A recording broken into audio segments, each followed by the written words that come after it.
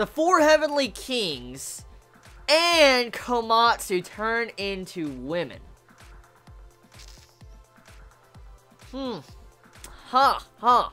So, last chapter we have them riding on shit from the Monkey King, and then now we have them turning into women. I mean, it's nothing we haven't seen before when it comes to anime or manga, but man, like, now we have our gang turning into women after eating pear.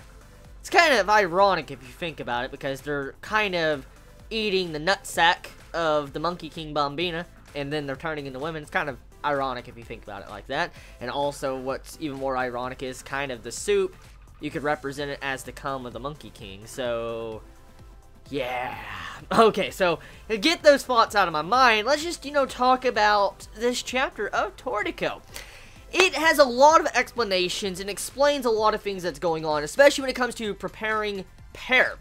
And we come to find out pear usually could take up to a month to prepare. That's how long it normally takes if you do it right, going by Kaka's spiritual form. And so this right here, this information, I was like, my god, we don't have a month to fucking wait for them to prep, unless we're gonna have another time skip. But like, no, there's no way. So our gang was just getting really upset because they were gonna have to take an entire month to cook it. But it's not just that either.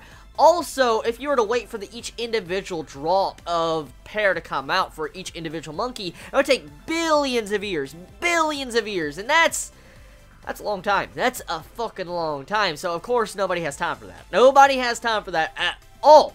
And I'm glad it got sped up, and I'm glad that Komatsu's food luck played a huge role in this, because pear got to be eaten a lot earlier. Now, here's the thing. With Komatsu's food luck, he showcases, once again, he's crazy. He has this natural talent with food luck, and how he just pokes the pear, and it just spews out this liquid in under a couple seconds, when it should have normally taken a month to prepare. And that just goes to show you how great Komatsu's food luck is, and probably how much it's grown since him coming back, since he's got a new heart and stuff like that. So, I'm quite happy to see how he's still showing his skills, and why Komatsu is going to be one of the main important characters of this journey through the gourmet world. Now, with the chapter, though, it's just kind of setup and also prepping for the next arc. Like, this arc is kind of the festival for the finale of the arc. Usually when it comes to different shonen anime, One Piece, Naruto, let's say even sometimes when it comes to Bleach, and also Taiza, stuff like that, when it comes to certain endings of arcs, especially with long arcs, very important arcs, usually there's a festival or a feast. And Toriko usually has feast almost after every arc. And to see this is kind of what this chapter is. The gang is just having a feast. They're sitting back, they're eating pear, enjoying the soup, and also getting revealed that they can now see the back channel. And this is where the main information of this chapter lies, because now that they've ate pear, they can actually go into the back channel and make way for the next area where one of the kings are. And here's the thing, okay, I was wondering something when I was reading this chapter. I don't know if it's because of the translation, maybe it's because I didn't understand it right, so clarify me if I am wrong. So, every time they take a bite of pear, they change genders.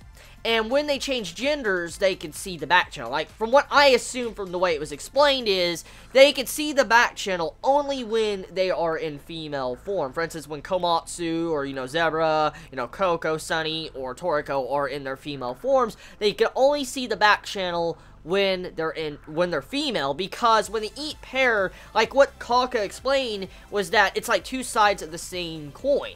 For instance, when you eat one time, you'll go back to male. If you eat the next time, you go back to female. And I'm assuming if you're in a certain state, you could see the back channel. So you're telling me that to be able to see the back channel, for them to see it, they would have to eat pear.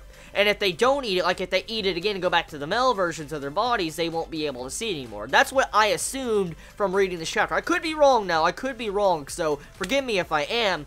But that's what I took from the chapter. But with that too, what would happen?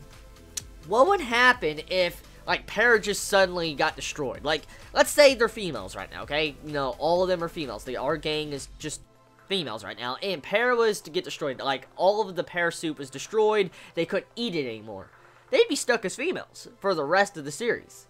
That'd be kind of fucked up if you think about it. Like, so, also you have to play this as a factor, too.